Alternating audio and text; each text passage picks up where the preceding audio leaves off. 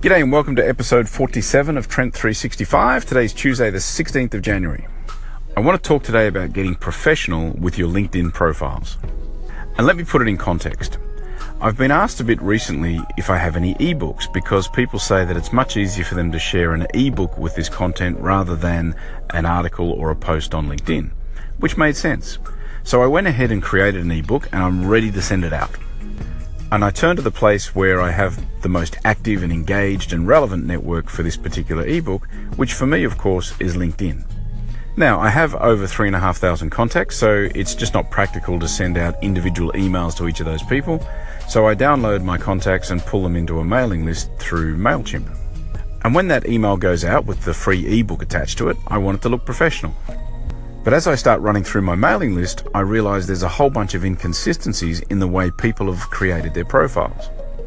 We've got first name and last name in the first name field, and then the last name field is being used for the company name or maybe a qualification or maybe a mission statement of sorts, like an influencer or social queen or something like that. Some people even put little symbols like you might see on Instagram. They've got a star or they've got a tick mark or a smiley face as part of their LinkedIn profile. We've got some with the first name in lowercase, the last name in uppercase. Some are vice versa. Some are all lowercase. Some are all uppercase.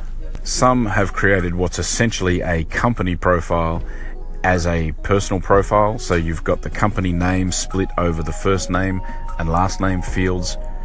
You might have something that says, say, The Spa Company, and in the first name field you've got The Spa, and then in the last name field you've got Company. Some people want to include their middle name in their profile, even though LinkedIn doesn't necessarily have a field for that. So they've put the first name and the middle name in the first name field or in the last name field, or they've put an initial in the same way. And whilst all of that maybe looks okay when you're looking at an individual profile on LinkedIn, the minute you pull that into a database and start to use that database in a meaningful way, it kind of plays havoc with that.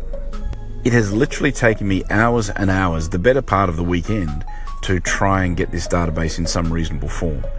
And it almost got to the point where I said, I don't want to send out an unprofessional looking email. And so if the profiles aren't right, then I'm just going to delete them and not worry about it. And it would have been different if I was actually selling something, of course, but this was just a free ebook that I'm just giving out to people because people have said they like my content. Now, you could argue that maybe I shouldn't be so obsessed about that email looking professional, but I do, and I think that's a good thing. You could also argue that maybe you don't want your profile easily loaded into a database because you don't want to get spammy emails, and that's maybe fair enough. But I started thinking about if I was a recruitment agent, for instance, trying to go through all of my connections to try and find someone to put them into my database, it would make it really difficult. And let's face it, that's what a lot of people are using LinkedIn for. I also look at it another way. Why would you not make it professional? What's the downside of making it look professional? And I don't think there is one.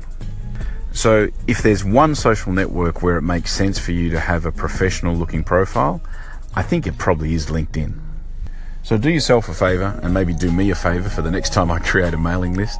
Go through and clean up your LinkedIn profile, make it look professional. I really think it is in your best interest. That's it for today. Thanks for listening. Subscribe on iTunes or the Google Play Store or in a few of the other podcast type locations. I'll be back again tomorrow. See ya.